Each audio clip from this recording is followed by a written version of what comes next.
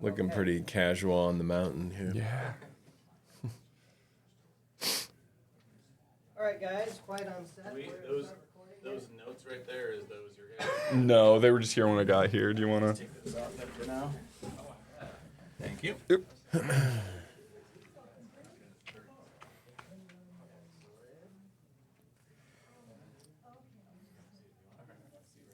right, stand by in three.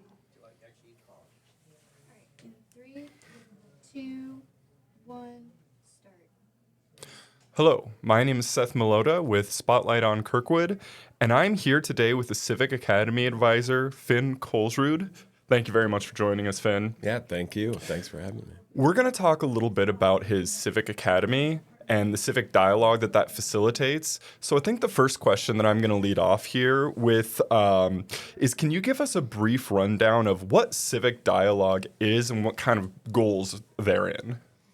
Yeah, so civic dialogue is basically bringing together students, faculty, staff, community members, just to talk about serious issues, concerns that people have in our society, social problems or pressing issues. And oftentimes the things that we talk about are potentially controversial or not everybody is going to agree. And civic dialogue basically involves having small groups at tables talking about an issue and having a facilitator or somebody that kind of navigates the conversation and moderates the conversation so that everybody is heard, so that all the perspectives are kind of taken into account. And we've held a number of these this year, probably more than ever before. So. That's excellent. And as far as those moderators, is that usually like someone like you or a professor? Who does that moderation?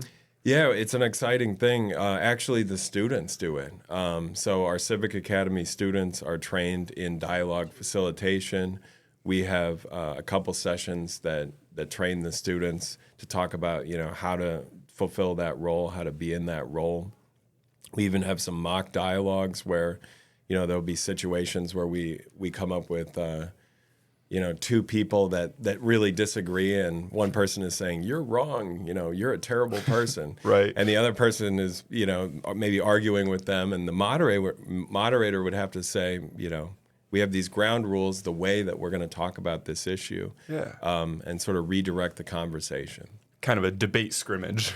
Yeah, well, we don't like to call it a debate. It's a deliberation. Okay. Deliberation. Yeah, we sort of weigh costs and benefits of potential policies or ideas. Yeah, well, that makes a lot of sense. I appreciate you clarifying that. Can you give us some examples of some accomplishments you've had within the last year? Oh, yeah. Well, the Civic Academy didn't exist before last year. Oh. So last year was the first year. So since its inception. Our second year. Yeah. We've trained, I think between last year and this year, over 20 dialogue facilitators. Those are members of the club. We've also had some faculty that have gone through the training.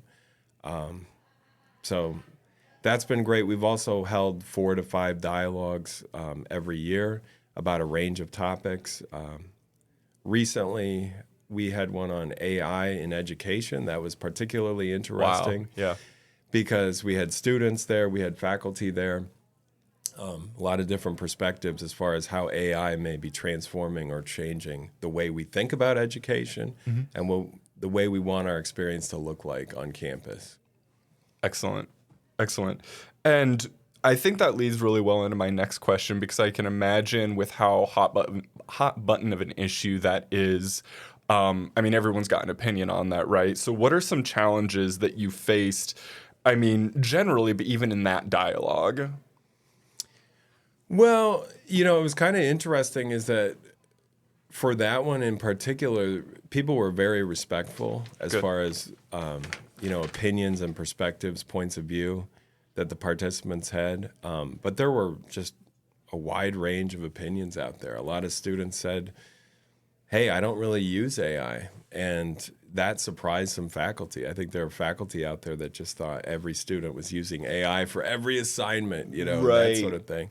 And there were a lot of students that had concerns about power usage and environmental impacts of, data centers and those sorts of things. So that was something I hadn't really been thinking a lot about. But it was eye-opening in that conversation. I bet. I can only imagine. What do you think as far as skills? What kind of skills do you think are developed through that civic dialogue? Oh, there are a ton. I think, if you're a participant or a facilitator, you learn how to entertain a lot of different perspectives or ideas. You learn how to disagree without being disagreeable in a way. And you can put yourself in somebody else's shoes, see the world from their perspective. And it's incredibly valuable. And I think oftentimes people come away from these dialogues thinking, hey, I found common ground with someone that Sure. I maybe disagreed with. And also students, faculty, whoever shows up to these dialogues can then feel like they can better advocate for, what they want to see in the world. Right. And that's always good. And that's, our students are going to be the leaders of tomorrow. You guys, everybody's going to be the leader of tomorrow. So Right on. just participating in those dialogues is an important step. Awesome. Well, unfortunately, we are kind of running out of time here, but I would like to close with one last question. If someone viewing this were to want to find you and maybe become part of this, how would they go about that? How could they find you? If you go to the Student Clubs page through Student Life, you can scroll through the clubs. All the clubs are great. We got great clubs here at Kirkwood. Yeah. But you will see the Civic Academy Club listed, and my contact information is tied to the Civic Academy Club tab there. So go to the clubs page, look for Civic Academy, and send me an email. Right on. All right. Well, Finn, thank you very much for joining me. This has been Finn, the Civic Academy advisor. I'm Seth, and this has been Spotlight on Kirkwood.